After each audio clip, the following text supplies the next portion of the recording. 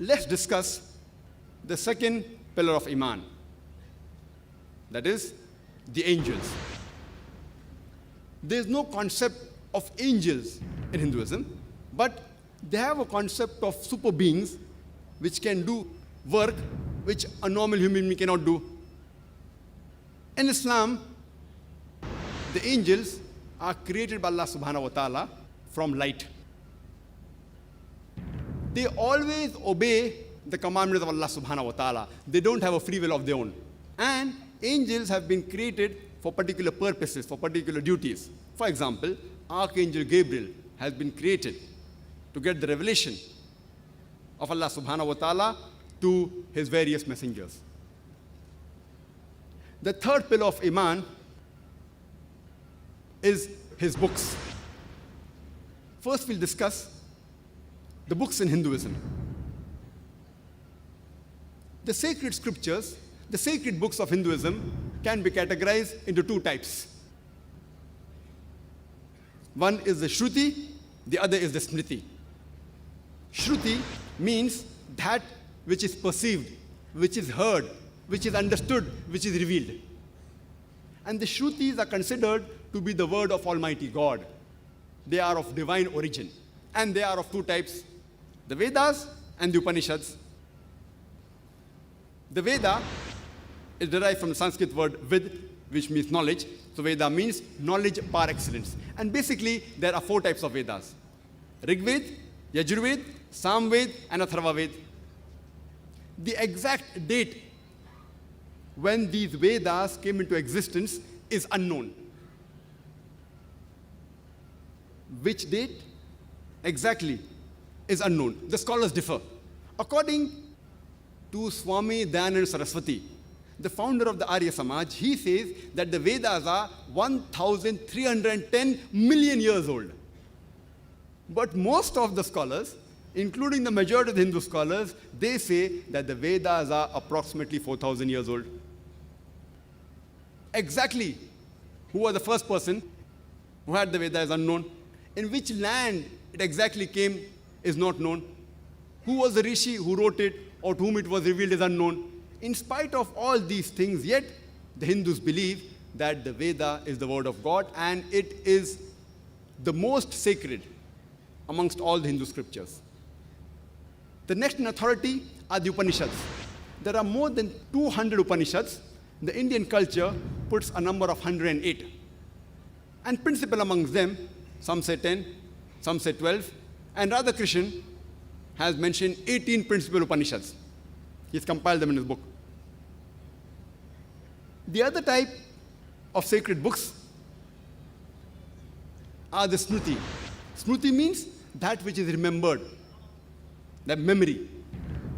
And the Smriti are less sacred as compared to the Shruti, and they are not considered to be of divine origin. They are not the word of Almighty God, but they are written by human beings.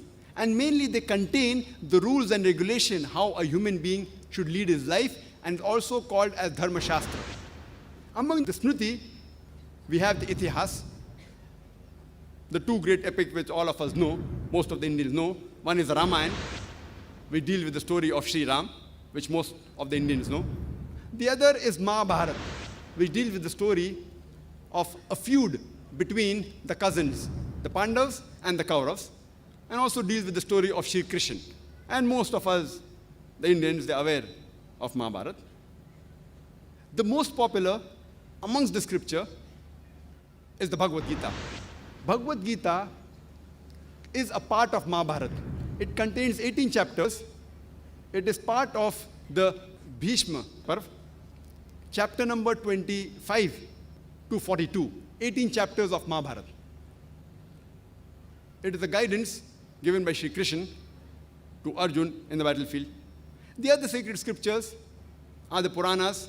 Puranas means ancient. In Hindi we say Purana hai, Purana, ancient. So Puranas means ancient. It's very popular, and Maharishi Vyas has compiled 18 voluminous Puranas. It deals with the stories of gods and deities and deals with the story of the creation of the universe.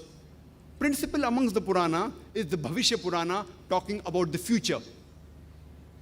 There are various other Hindu scriptures. We also have the Manusmriti, the law of Manu, and various other scriptures. But the most sacred amongst all the scripture, Hindu scripture, is the Veda. If anything contradicts with the Veda has to be followed. It is number one in authority. Let's discuss the books in Islam. Allah says in the Quran, in Surah Rad, chapter number 13, verse number 38, Allah says, وَلِكُلِّ أَجْلٍ كِتَابٍ. In every age have we revealed a book. Almighty God has sent several revelations. But the last and final revelation is the glorious Quran, which was revealed to the last and final messenger, Prophet Muhammad, peace be upon him.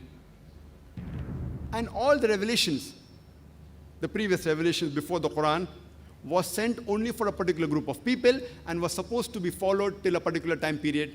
But the last and final revelation, the glorious Quran, was not revealed only for the Muslims or the Arabs, it was revealed for the whole of humankind.